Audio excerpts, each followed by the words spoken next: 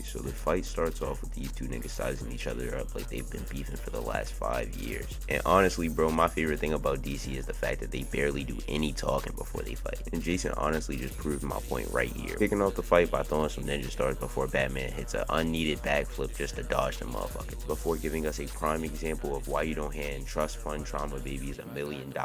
And I'm gonna keep it a stack with you, bro. Imagine the damage that would have been done to that nigga Shins if he wasn't a Bat family member.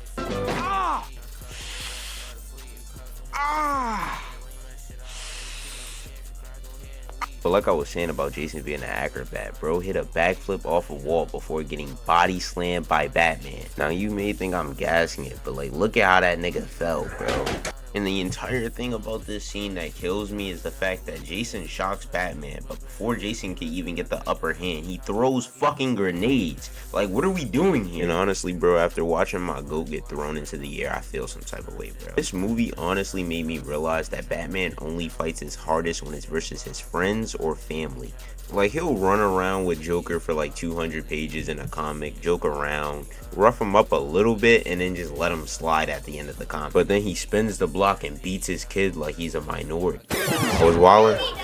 Alright, you got it. Getting back to the squabbling, Batman is chasing Red Hood up a fire escape, which leads us into this extra long rooftop chase scene, which we're gonna skip because we don't got time for all that. I'm trying to see action. So Jason finally thinks he gets away before Batman jumps on his back, before both of them really start putting in that work. And if I'm being honest with you, bro, this is one of DC's best fight scenes. And the reason why I think I enjoy this fight so much is because neither of them are outmatched. You got Jason pulling off stunts like taking Batman's utility belt and cutting his cow. Like, what more can you want from this fight? It's absolute cinema. But don't let that shit fool you. Batman ain't no hoe. He just swanton bombed this nigga off of a fucking roof. And it honestly wouldn't have been that cool if Batman wouldn't have landed on his feet and start walking towards you while you're crawling. But honestly, I think this is one of the worst parts of the movie because the unmasking of Red Hood could have been done so much better. For those who haven't seen the movie already, Batman found a sample of Red Hood's blood in which he DNA tested, and it obviously came back as Jason Todd. And in reality, I think that takes away from which scene I thought should have been Jason's reveal. Here's the scene.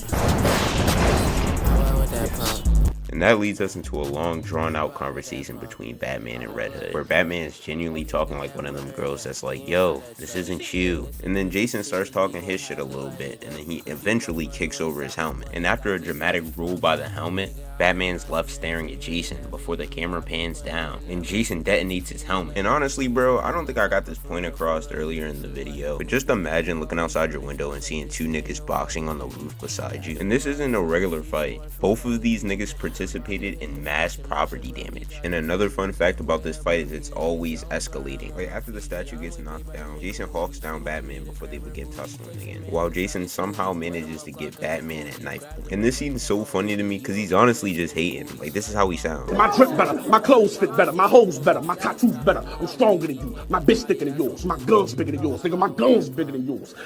And obviously Batman isn't about to let Red Hood stun him, so he flips him. And that leads us into the most Looney Tune-esque chase scene I've ever seen in a Batman movie. And that leads them to fighting off the edge of an even higher roof. And this somehow leads to Batman getting the idea of lighting Red Hood's jacket on fire. And last time I checked, Red Hood's an average human. This is what I mean by Batman gets bloodlusted when he fights his kid. But back to the fight. Batman's on the edge of the building before Jason hits a Brian Dawkins-like jump, before grappling and swinging onto another building, but not before Batman jumps and grabs onto his boot also. Now Jason's running and jumping off of other buildings, but Batman's closely following behind him.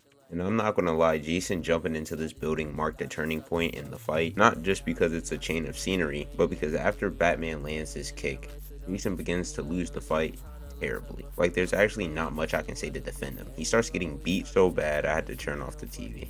And honestly, this is where it ends. Jason just gets whooped into another room. But with that being said, if you guys watched to the end of this video, I just wanted to say thank you. I've been getting some support on my videos, and I don't think I've said that in the video yet. And on that note, I'm out. Peace.